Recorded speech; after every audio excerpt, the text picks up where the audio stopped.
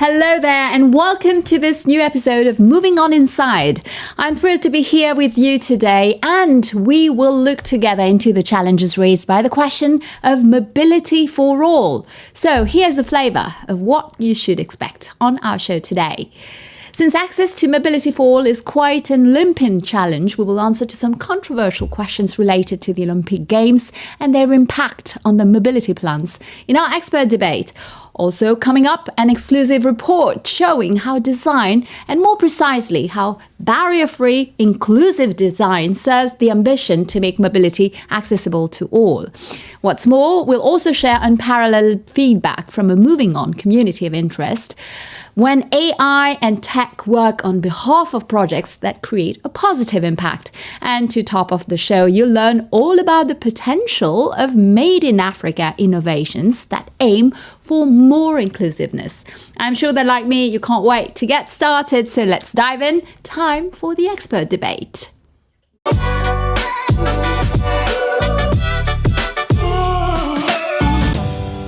And to explore one of the hottest and most topical issues in mobility, I'm pleased to have with me on set today, Selika Josiah Talbot. Hi, Selika. It's good to have you. Thank you. Selika was just saying you're the global mobility expert and USC professor on transport and technology. And on my left, Justine Johnson. So hello, Justine. Hello, it's good to have you. Love the French name, by the way. Thank you. So you're the director of Member Engagement California Mobility Center. That's correct. It's great to have you. I must say I'm really excited because I have two women.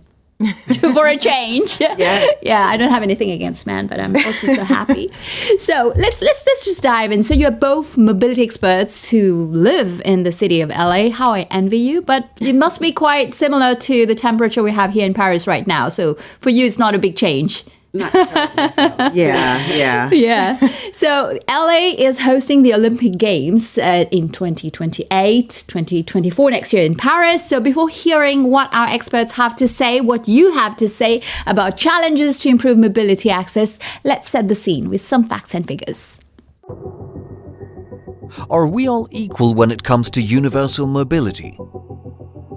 In the United States, 45% of the population has no access to public transportation. In France, nearly 1 in 5 people are in a situation of cliff-edge mobility, i.e., they have difficulty getting around on a daily basis. In Japan, nearly 8% of the population is disabled. Yes, the reasons for these difficulties in accessing mobility are varied: geographical isolation and territorial inequalities. The daily cost of travel linked to the financial situation of households. Exclusion linked to access to digital technology, presently a real problem for millions of people. Physical, cognitive, and psychological stumbling blocks. So the question of accessibility is bound to concern us all at some point in time. But where are we at in practical terms? How can public authorities build and finance infrastructures that are more functional, safer, and more inclusive? The design of existing transport systems has historically overlooked issues of accessibility, while recent decades have seen the emergence of the concepts of design for all and inclusive design. Progress is still too slow. While more and more cities are integrating the needs of their most vulnerable citizens into new urban planning projects, this awareness is still limited to the developed countries of North America, Western Europe, and Southeast Asia. And what if the Olympic Games, a major sporting event that gives rise to massive investment in urban planning, proved to be an unhoped-for vector for inclusive mobility? So we see a little bit of context. So abandoned stadiums, outside sites, pollution. So the previous Olympics, more generally, major urban sporting events are often singled out for the environmental damage that they can cause. And I would say for me personally, also, this is something that is important. Inclusivity is one of the things sometimes we kind of tend to forget when it comes to those big sporting events. What is your take on that? And that's a question I can ask both of you. Who wants to start? Selika, maybe? Sure. In the past, I think what has happened is we've wanted to showcase our city. And when the visitor comes, they get to see these large, built into the environment effects that make the Olympics feel glitzy. But in truth, I often liken it to your mother-in-law coming to visit and stay for a few days. If she's coming, you might start to spruce up the house a little bit. Yeah, it's stressful usually. Right? Lots of planning. You may get a new couch, a new dining table. You might paint. But when mother-in-law leaves, the people who were there now have an opportunity to live with what you have added to the environment. Looking at the Olympics with that in mind, when we say inclusivity, let's think about the residents of the communities where the Olympics are held. Hey. How can we improve their mobility? And mobility means the movement of people, goods, and information. Absolutely. Making that environment better so that when the guests do leave, the people who are there are going to benefit from all that infrastructure, investment, and from the time and attention that that community is having. And this is the aim of having what you built is useful for the future, not like all the other games that we've seen in the past. It's not just the Olympics, usually major events. And you build infrastructure, you build things, and then at the end of the day, when it's done, it's over, everything is gone. And what remains. Right. So what is your take? Yeah, I mean, I think when we talk about inclusivity, I often talk about experiences. And what does that experience look like for someone who is a visitor? What does that experience look like for someone who is a resident? And one could probably argue that everyone's mobility experience in Paris is probably not all wonderful, right? And that's probably across the board, not just unique to Paris, but across, any major city where people are utilizing transportation, whether that's public transportation, shared transportation, or private. I often think, how do you plan for the smallest child who is going through a system? How do you think about planning for someone whose first language may not be French or whose first language may not be English? How do you still allow for them to move around a full system? And I'd say that's kind of like, how do you think about this universal language like airports, right? Oftentimes you can go to airports all over and you can still navigate. Where's the exit? Where's the ticketing? Totally. You still are able to find where you're going. And I think that's a value add when cities start to look at things like that. I'd also say another piece of this is around ADA accessibility. So what about people who use wheelchairs or walkers or strollers? We think about this range of accessibility.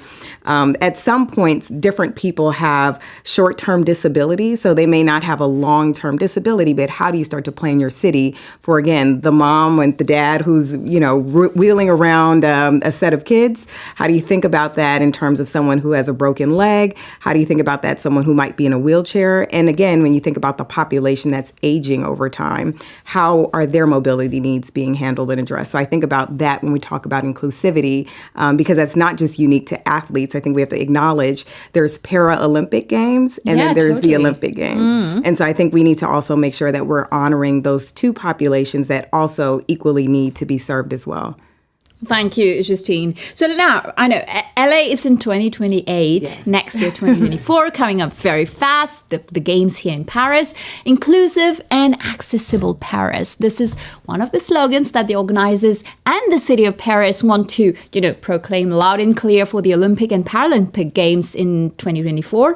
So what does that mean for you? I mean, do you think all the aspects, you already gave some insights, all the aspects of inclusivity are sufficiently being taken into account? Maybe you don't have all the insights of what's going on in Paris, but from your perspective, what do you see? Well, we can talk about some of the things that occur in cities across the world today. There are issues in terms of connectivity. So if I've digitized services for you to access the Olympics or any major sporting event, but you don't have connectivity, then how are you going to have an opportunity to participate in whatever that is? We also look at first and last mile transportation. We've talked about this a number of times in the past. There may be a wonderful metro system or a bus system, but it's only going to get me so far. In a dense city like Paris, you may have greater opportunity for movement for people to get close to their homes. But in a place like Los Angeles, where we have seen the spread of city, you're often going miles and miles Yeah. to get to public transportation. And then when you get to the other side, it may be a few more miles for you to get to your final destination. How do we create an ecosystem of movement and mobility so that we can meet people's needs, not just in the middle of that trip, but also in the first and last mile? Right, Paris and LA, very different cities. Here we have in Paris, we have the Seine. Yeah. So the plan is also to use it as a means to they already use it to carry a lot of things, transportation of goods. But I don't know, maybe people also. So this is something that we'll see. We'll see how they're going to make that work. And Justine, maybe just to have a piece of your brain on that one. Yeah, I mean, I agree. I was going to add that I think you have to think about moving people and you have to think about moving goods. And again, I think when we think about the future of mobility in many cities, that is by land, and in some places that is by air. New technology around drones and eVTOL. How might you start to move goods, whether that's across the river? How do you move it from a very hyper-local location to another place? And how do you think about, looking at the waterways as well as a potential source of movement? So I think all of these parts and pieces are going to be very important. I think, as Salika acknowledged, the first and last mile is huge. Again, you have fixed routes. So essentially where rail goes, that's where it stops. But anything beyond the rail, how are people connecting to that end destination? Do they have to walk? Are they able to walk? Are the streets are the streets and the sidewalks Very good question. really ready to accommodate lots of people who are going to be coming into the city, but also the people who live here as well, who also use the streets and sidewalks. Which what you're saying in Paris is already crazy because, we've got, they are trying to build some nice infrastructure also to make sure that, have more bicycle lanes and things like that too. But we're so many. Yes. Yeah. And it's a city that you can't transform it, change it. But getting back to what you were saying earlier about LA, when you see the city is widespread. So LA is known for a city where the car rules, right? So when we speak about inclusivity, so what do you think? What are the future needs? What can you share about how are you going to tackle this, in 2028 to make it accessible for all?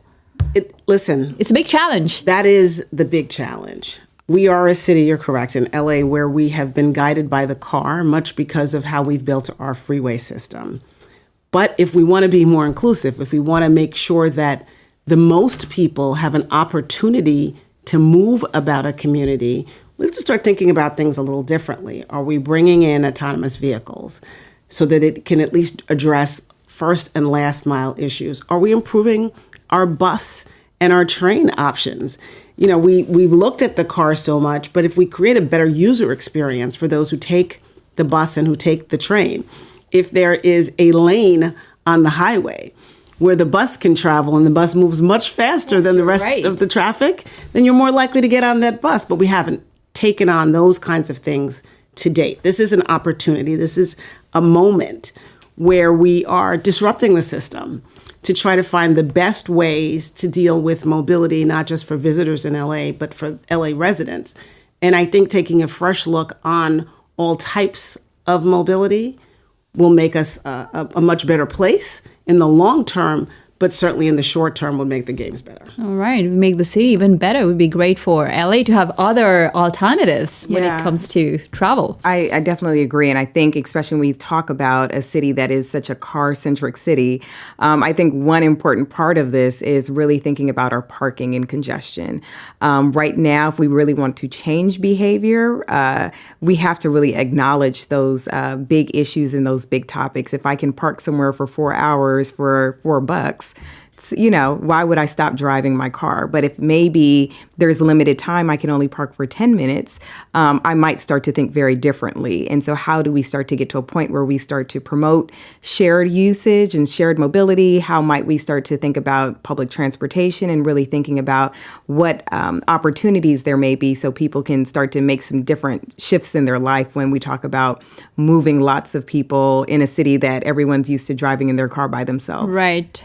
Yeah. Right, totally. So 200,000 athletes and millions of visitors expected in 2028 in LA. So we spoke about mobility being a challenge, obviously. What other areas or issues that, should be like the prime topics that we should be looking at to prepare for the games? Silika. As we look at alternate fuel options, we have legislation and practice to move to electrification or even in some instances hydrogen fuel.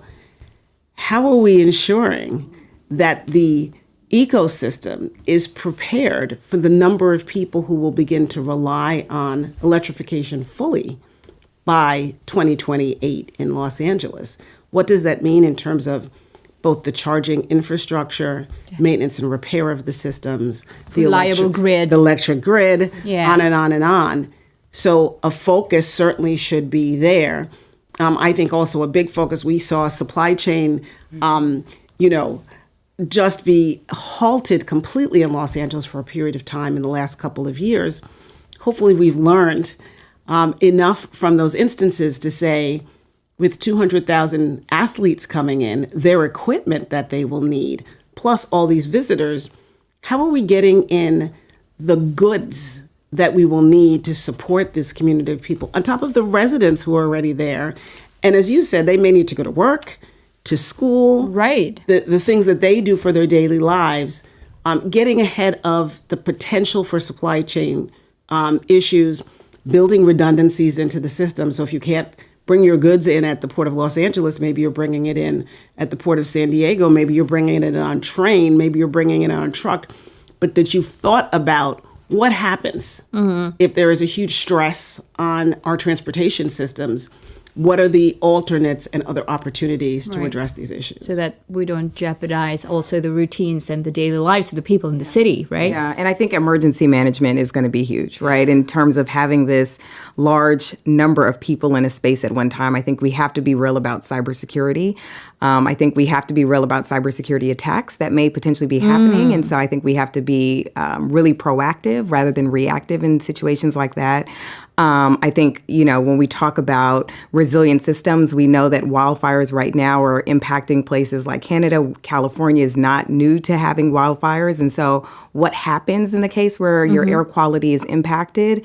What is the next plan in place? What might that look like? I think that's really important as well, because we know with climate change, we're seeing a lot of adverse impacts happening to our environment. And so I think we have to be prepared from an infrastructure perspective. Can our infrastructure really handle what might happen in the case where you have extreme fires? How are people going to move from point A to point B? Right. Even stressors on broadband. Yeah.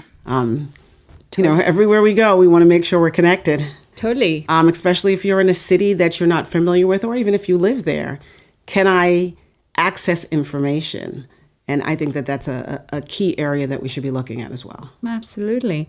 Right. Now, we touched a little bit on that. So with the spotlight on athletes and visitors, do you think the built environment is sufficient to support the current and future needs of local residents? I mean, speaking about LA, for Paris, for example, I had chat with the people from the games. So, for example, they told me about an Olympic swimming pool that they're building, but they're building it in the outskirts of Paris, in an area, in a city where actually the youth don't have the infrastructure, and they're building with this plan for this community, for this city, to have this facility after the games, which is great. So that's good. But what can you share? I think one of the reasons we're here, right, is for this opportunity to talk to other cities, others who are in the planning and infrastructure phases, to say, what do you see that works for you? So that we don't have to invent the wheel again. We can say, we can extrapolate lessons in Paris and go back to Los Angeles, say, this community is in need of X. This can also service the Olympics or some major game.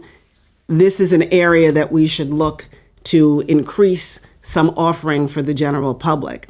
We have, I think, one of the things that I'll talk about that I think is substantial improvement is when we look at what's happening with LAX, the Los Angeles airport. It is a congested airport. The access into the airport, that loop, I have spent many hours sitting on that loop. As we look towards the people mover and the improvement in the terminals. It should relieve congestion and traffic at the airport. It should allow for more planes to come in.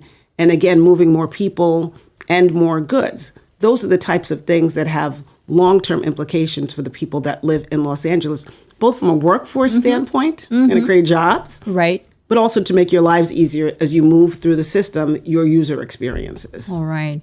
But the games... I was just going to add in terms of infrastructure, I think the thing that's unique about Los Angeles is that the existing infrastructure is in place for the most part. So when we talk about stadiums, these are already existing stadiums. Right. These are it's not a brand new construction project. I think that's what made the Olympic bid package for Los Angeles probably very attractive, because it's not that you're building a net new set of swimming pools and all of the above. We're using many of the major infrastructures already there. Right. Yeah. And again, a lot of the project LAX is going through a major renovation, probably one of the largest capital improvement projects probably for an airport in the U.S. now. And so I think when you think about some of those examples, we're already actively doing those things now. I think for me, I'm big on infrastructure, even at the hyper local level. So how do you think about your bike lane network? Just as simple as I know we're talking about stadiums and, all of the parts and pieces that make the Olympic Games possible. But how do you think about not only your roads, but how do you think about your sidewalks? Do you have adequate lighting at nighttime for people to see when they're moving around through the city? Do you have the bike lanes so that they can take micromobility like scooters and bikes? You're right, Justine. And that was my next question about the games as a catalyst to improve mobility. I mean, make it accessible for all, because that is the question we're talking about. Yeah. I mean, again, I think it's very important, especially if we want to get people outside of their cars. If you are utilizing LA, right? I know. If you're utilizing the bus system right now, shelter is a big deal. Do you have places where you have shade? Is it adequate? All of those pieces. I think this is the opportunity here to take advantage of this big event that's happening in our city. But how do we start to make, again, these small upgrades that can make just a world of a difference when you talk about a better experience on public transportation? And when we're moving millions and millions of both private and public dollars into improving a space, addressing things like safety. People are concerned, is the bus safe? Is the metro safe? To your point, sidewalks. Whether they are passable, if you're in a stroller or a wheelchair or even able-bodied, how are you being able to navigate through your community? If we're going to invest, we should also be investing in, as you said, hyper-local community needs that will be a blessing for those who are coming to the Olympics, but certainly will change the lives for a positive way for the people who live in Los Angeles. All right. So what do you think? I know you're here for a couple of days in Paris. So first of all, what do you think of Paris? You're enjoying the city, I hope? Love it. Yeah.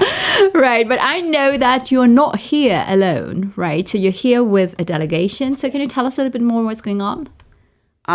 We're very, very fortunate to have mobility leaders, mostly in Los Angeles, but that some of them are outside of the city, who have worked in spaces that we are addressing in this catalyst community.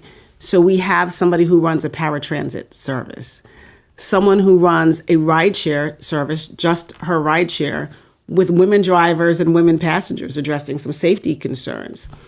We have a company represented by their founder, Camille Terry, Charger Help. They are a maintenance and repair company for that EV charging infrastructure.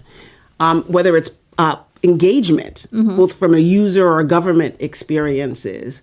Certainly myself as both a professor and a consultant, how are we looking at the learning for those who are coming through urban planning or real estate development and the things that they should be addressing?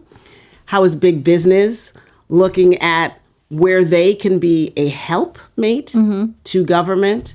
The delegation, we have Ford Smart City on board with us. We are so blessed to have a real cohort that sprinkles almost every piece of the mobility infrastructure and say, how do we use our time and our talent and our knowledge? We're here in Paris. We're going to look, we're going to learn, and then take that all back to Los Angeles to lead for a better 2028, not just for the games, but for the residents. All right. And the whole point is to share these best practices and to make the games even better, right? That's the goal. That's the goal. I mean, I think it's nice when you have, like Salika's point, having this mixture of nonprofits. You can have independent entrepreneurs. You have all of these folks who are working together on many of these topics.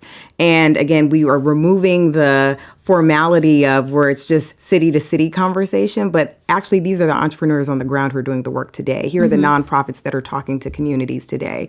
And it's that wealth of information that I think will be extremely valuable for many folks in the city of Los Angeles, formally on the government side, to really start to look at, here are some ideas that may not have been taken into consideration. And here's a great opportunity to continue to do a lot of work in the city. Fantastic. Thank you to both of you. It was great to have you on the show. I'm not sure if I'm going to the Paris game, but the LA game sounds exciting. I'm not sure to rent tickets for my family, but then maybe LA would be a different story. We'd be happy to have you. Yeah, fantastic. Thank you so much. Thank you. It was great to have you. It's time now to close the debate. It was an exciting discussion. Really looking forward to see if Paris next year manages actually to navigate the mobility challenges we mentioned, and we'll be keeping an eye on LA too. Thank you all for sharing your experiences and views on what in many respects is a steep challenge. We know that. I can't wait to see the results achieved by the community of interest. And now, without further ado, I'd like to take a look back at the 2021 edition of the Movin'On Challenge Design. Well, why 2021? Because the theme was none other than respect, ending isolation and conquering the mobility divide. So get to the heart of one of the premier global mobility design competitions that honors innovative projects focused on tomorrow's sustainable mobility. Take a look.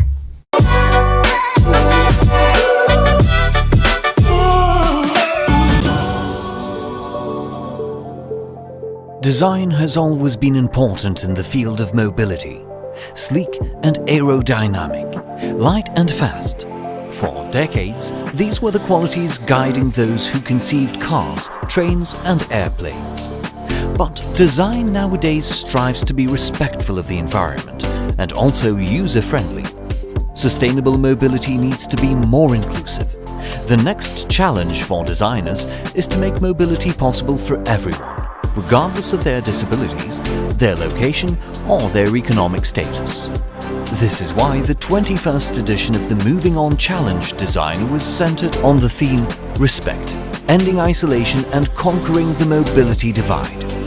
I think it was really an excellent choice for a theme because it lent to a very large array of projects. This was a great example about how design can enable inclusivity, because I think it really can. As in previous years, projects from all over the world were submitted by individuals, students, schools, and multidisciplinary design teams, including professional studios, teachers, artists, architects, and engineers. In the end, the jury reviewed 170 candidatures and 3 winners were announced. The Crosswing concept from Drew Spann, USA, won first place in the Movin'On Challenge Design 2021. Drew Spann, a design student in New Jersey, created Crosswing to enable amputees to get around town more easily.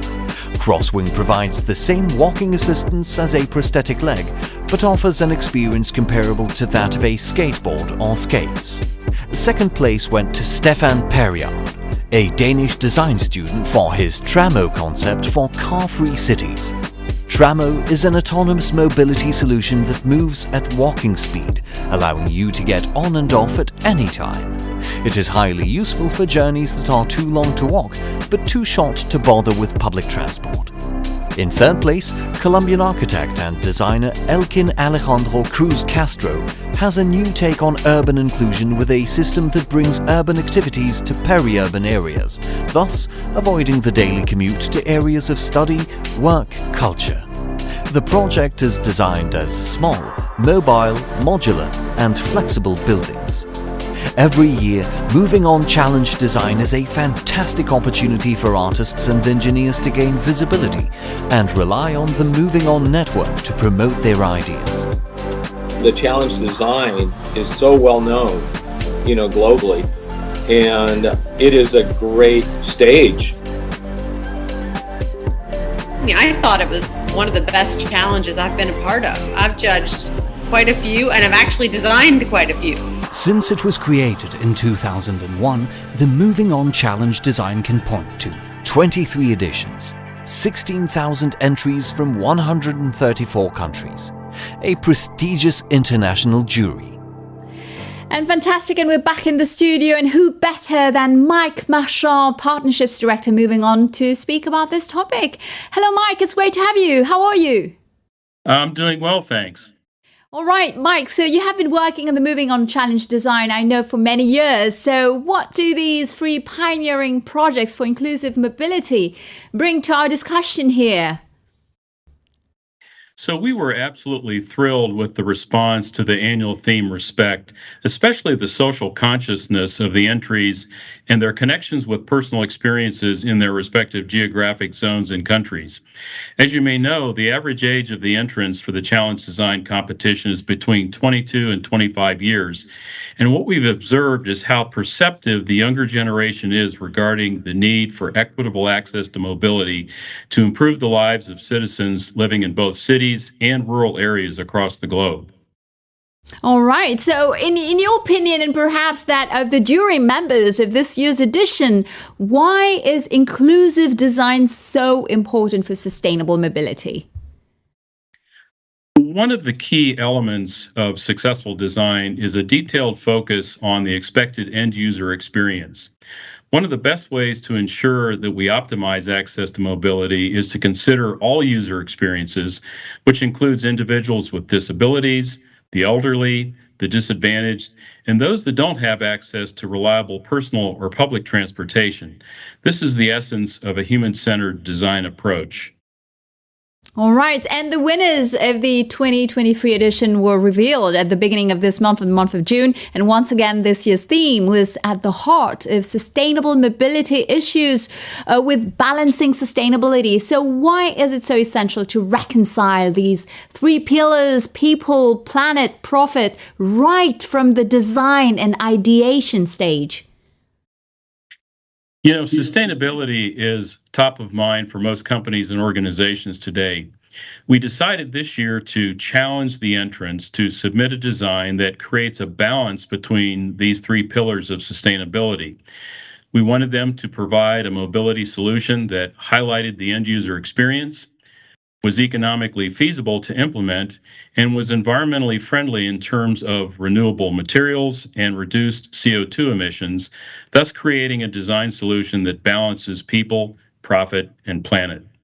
All right. And finally, correct me if I'm wrong. So what you mean is design can help solve the most complex problems and thus shape the future of sustainable mobility in all its forms. Is that correct? Absolutely, Aisha. Design often sits at the intersection of technology and mobility and can be an accelerator for mobility transformation. What we hope to do through our annual design competition is inspire these young designers to create solutions that make the world a better place to live and work through mobility options that are safe, efficient, equitable, and environmentally friendly. All right. Thank you, Mike. It was great to have you. And hopefully next time you'll be with us here live in Paris. Absolutely. Looking forward to it. Fantastic. Thank you very much. Well, now I invite you to discover Movin'On Community of Interest in Action when AI works to drive projects with a positive impact.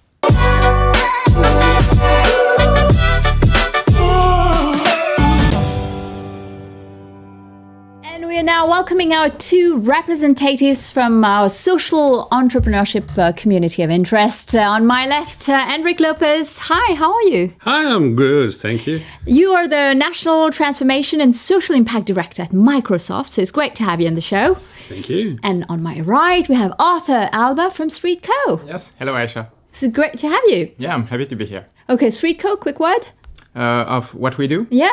Yeah, it's a collaborative app which allows users to report obstacles in the streets. And thanks to these obstacles, we will provide accessible routes adapted to the mobility of the user. So the goal of the company is to make mobility accessible for all. And we're going to talk about that. That's the topic. I didn't ask you about what Microsoft does. I think we don't need to expand on that. So we'll jump in the topic matter. So Enric, I'll start with you. So within the social entrepreneurship community of interest, which is led by Microsoft, which is promoting the sustainable business model, not through design, correct me if I'm wrong, but more through AI and tech. That's correct. Yes, you're pretty right. So tell us, what motivated your ambition to promote and speed up sustainability, mobility solutions in general, with a social impact? Yeah, let's start from, the basics, the Microsoft mission statement, which is to empower every organization, every individual on the planet to achieve more. And obviously bringing technology on the table to empower other small company, big company, social entrepreneur, startup, and considering the challenges of sustainable mobility or mobility and the accessibility around mobility, it was obvious, being part of MovinOn, to have this ecosystem gathering to accelerate, innovation. And if you look at sustainable mobility, obviously innovation is not only coming from big corporation or even from ecosystem. Luckily, yeah. Yeah, and we have on the market social entrepreneurs that are bringing new solution, new business model, new go-to-market that definitely need to be supported, to be accelerated, to bring the best of the community, to scale them. So this is why we decided to bring the best of what we can do as an ecosystem, coalition within MovinOn. It's say, hey, let's pick some key social entrepreneur and help them scale. That's brilliant. And that's why Arthur is here. So you're working together with StreetCo, right? You guys, yeah. So Arthur, you mentioned StreetCo is one of the 3 startups to have benefited from this acceleration program that has been promoted by MovinOn. So probably you already introduced your startup. Just tell us what motivated you to take advantage, of the support. It's easy that that you cannot do everything by your own. There's already some technology and some innovation that you have to use to scale your startup and to be efficient and to have some impact. And we don't have all the tools. I mean, we use some tools that, of course, Microsoft have developed, and they helped us optimize the use of the tools inside the startup so we can spend less time, have an app which is more efficient. So the tech part, they help us getting more efficient on the tech part. There's also the visibility. We have some seats at Station F, so it's an amazing opportunity for us to meet investors and clients. We have been at Change now with Microsoft as well. So also we've met some clients, some cities, some big companies we could work with. So the tech part, the business part, and the visibility, and also a lot of advice from other companies from MovinOn, such as Massive or Accenture, on specific topics. Massive was more on the impact part, and Accenture was more on the business and the strategic positioning, and Microsoft was more on the tech. So we have like a full package. That's great. That can help us. So how does your app work concretely? Concretely, it's a map, and every street is you can look on just a small part you can click on, and you can say if there's an obstacle or if there is no obstacle. If there is an obstacle, you can take a picture of the obstacle, and it will be detected by an artificial intelligence, which will tell you which type of obstacle it is. So basically, you have to click on the street you are. The artificial intelligence do the rest, and then just take a picture, and it's as easy as that. We'll help millions of reduced mobility persons to help them move in the streets, whether they're a disabled person or with a stroller or with crutches or with big luggages. It's going to be a topic for the Olympic Games in Paris. We hope that all the data we collect will be able to help some people move easily in the streets. Oh, that's great. That's great. We need that every day, not just for the Games. Yeah, no, of course, not every day. But the Olympics are just a period of the year that we can show what we can do and how we help. We have 40,000 active users on the app, and we're proud to say that thanks to Streetco, disabled persons go out one day more than without Streetco every week. So it's like 50 days of outings more thanks to Streetco compared to other GPS. Oh, very, very practical. Yes. I mean, not just you're speaking about disabled person, but I think other people would also be very happy to know what's.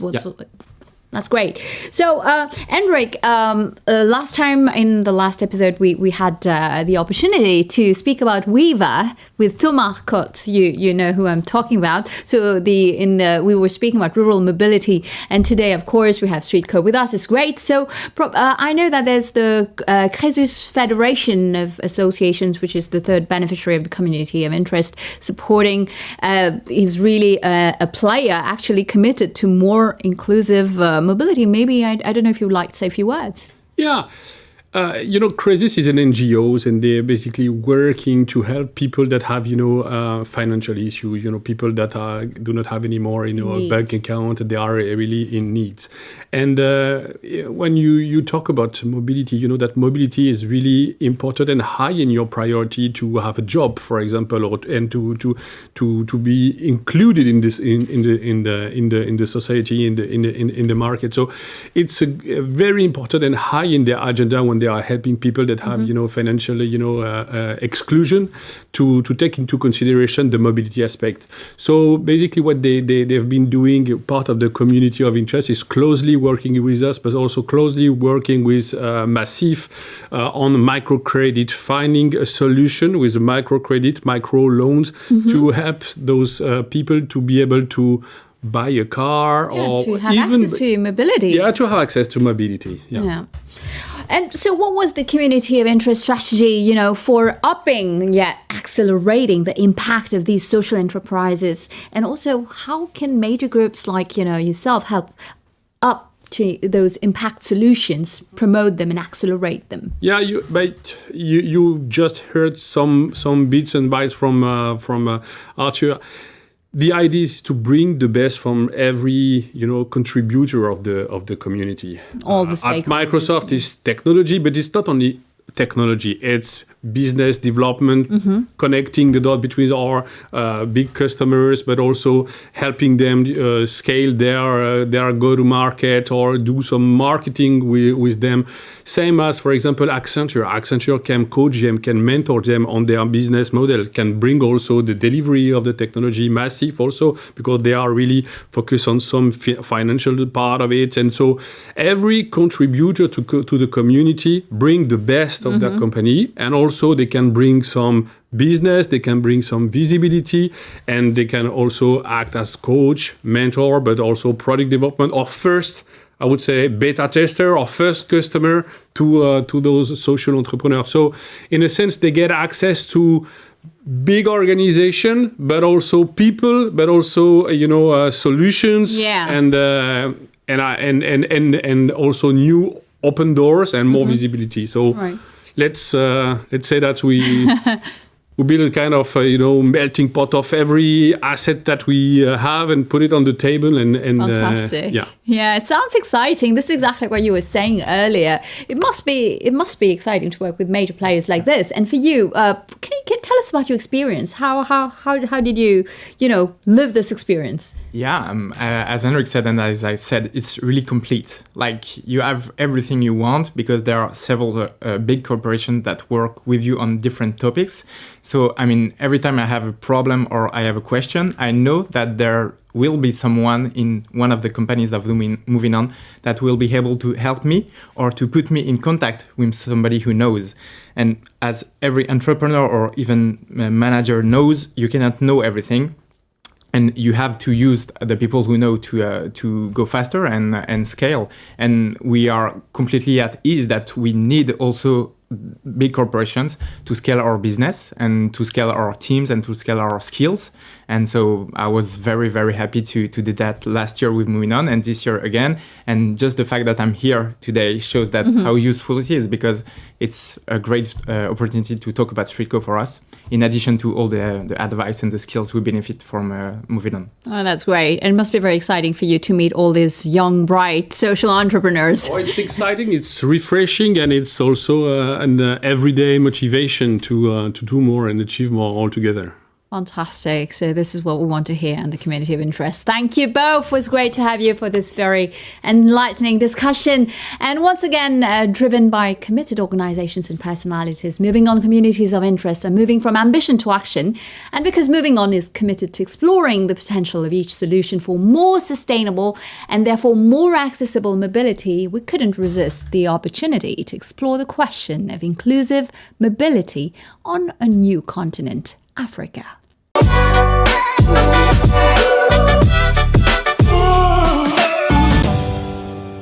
And all the way from Côte d'Ivoire with me, Charlène Kouassi. Hello, Charlène. It's good to see you again. Yeah, it is. It is great to see you, Asha. Hello. It's good. Since Yaoundé. Yes, absolutely. Last time we met in Yaoundé in Cameroon. Yes, yeah, for the MovinOn Impact by Total Energy. Absolutely. It's great to see you again and have this conversation around Africa. But probably for people who don't know you, Charlène is the director of the MovinOn Lab Africa. And speaking about that, probably tell us why it is so important for MovinOn to have a local presence on the African continent. Tell us. As a world-leading ecosystem towards sustainable mobility, MovinOn has to be present on the African continent to really better understand the needs, the trends, the dynamics around mobility, because they are different for the ones we have experienced in the north. Totally. So it is important to tackle diverse priority topic. We're talking about air pollution, we're talking about decarbonation as a whole, but also fleet renewal, a lot of topics to actually work on, powered by the MovinOn network. Right. It's very interesting, because when we speak about mobility, we tend to get stuck to the problems we have here in Europe, but the issues and challenges in Africa are sometimes similar, but sometimes very different, because the continent, from country to countries, the challenges are quite different. So when you were mentioning yourself air pollution, decarbonization, but before we talk about the solutions, because I know there's lots of solutions on the continent, just give us a brief insight of what are the major challenges when it comes to mobility in Africa. Actually, there's many things, Asha. First off, I would say that the sector is dominated by road, essentially, and particularly with popular transport, what we call in French informel ou artisanal, so informal transport. Informal transportation. But I tend to favor the term popular, because it's popular to people, and it's actually the essential supply. It's the main mobility provider in African cities. And this particular sector is characterized by many things. First, it is not regulated by public authorities, and it's essentially individual or company property based, meaning that an individual or company, anyone literally can buy a minibus, a motor taxi, a shared taxi, for example, even water bus in some cities, and actually put them on the road to provide mobility because services. of the lack of alternatives. That's also one of the reasons. Because indeed the public transport offer is not sufficient, doesn't actually answer and match the demand of the population. So there's many ways to actually move around the city thanks to this popular transport, which is, in my opinion, an unpolished diamond that we need to regulate more, to invest more in. This is the first fact of major challenges in Africa. The second one, if I may, it's the fleet renewal. Cars are aging in the African continents. The average age is around 20 plus years. So there's a critical need to actually decarbonize this fleet and to find the vehicles are of another generation also, because they have been there for a long time. Yeah, it is, and there's no value chain to actually maintain them sustainably. I'm not talking about electric essentially, but even ICE vehicles need to be maintained. The energy efficiency have to be actually work on to be able to actually continue to ride this vehicle, because they are the ones that are ensuring sustainable, not sustainable mobility, but at least the mobility of people every day. Giving access to mobility to everyone. Yeah. So tell us probably a little bit more about the actors who are really addressing, the principle of universal mobility. Who are they? Are they the cities? Are they the public, private? Who are they? Inclusive mobility is something that is a public issue, in my opinion. Yet, private companies and the civil society are the ones that are really raising awareness, promoting inclusivity in the city, and they are more proactive as well. They're closer to the problematics, to the communities, and they know how to better address them. So the private sector and the civil society, they are actually the ones that are promoting inclusive and sustainable mobility and are proactive, because they are closer to the problematics and the people, the communities, and they actually know best how to address them and partner with the governments to actually build stronger policies, adapted policies for the population. There's a lot of examples from Kenya with the Flown initiatives, for example, or Critical Mass Nairobi that are promoting public transportation, but also cycling, and bringing a sense of ownership to the population, to feel safe and to feel actually included in their environment. Another key topic when it comes to mobility is access for women, because most of the time they are the drivers of the economy, and they don't have access to basic rights like mobility or other. So maybe can you? I know this topic is very dear to your heart, Shalin. Yeah, I was actually about to say that one of the key elements also to take into account when we're talking about sustainable mobility is gender equality, because transport planning is not gender neutral, mostly dominated by men, and these have an impact actually on how we plan and how we organize transport. And there are some initiatives that are actually empowering women into becoming their own boss, driving their own taxis, managing their own companies. I have a dear colleague called Patricia in DRC that is doing so with her company, Ubis Cabs. Yeah, that you know. I know her. I've interviewed her in one of my shows, so she's doing a great job. She's wonderful. There's the Green Cab as well in South Africa that is building a momentum towards an e-academy for women. To be able to work in the delivery or e-hailing sector. We need skills for women and for all, actually, because at the end of the day, we're talking about inclusivity. Absolutely. So I totally agree. There are lots of very interesting solutions on the continent that already exist, and they just need a nudge. And now, maybe, Charlene, just very briefly, we spoke in the last episode of Movin'On Inside, we spoke a lot about rural mobility. But when it comes to Africa, I know the paradigm is very different when it comes to rural and urban mobility. What are the disparities that you see? Can you just set a little bit the plot? Yeah, there are many disparities in terms of public transportation first. Most of the time there's no organized transport in a rural area. No infrastructure at all. So And it's really a paradox. It's a paradox because agriculture actually happen in these areas, and they are the ones who drive the economy. Driving the economy and generating the most revenue from the GDP. So, and at the same time, there's no investment in mobility, and they drive the economy of the continent. This is what you said. Apart from the road that are maintained most of the time, like the infrastructure, the national authorities are making sure that the road network is being maintained, even in rural areas. But apart from that, the access to services, basic services like health, education, economic opportunities is difficult, because there's no modes of transport for them.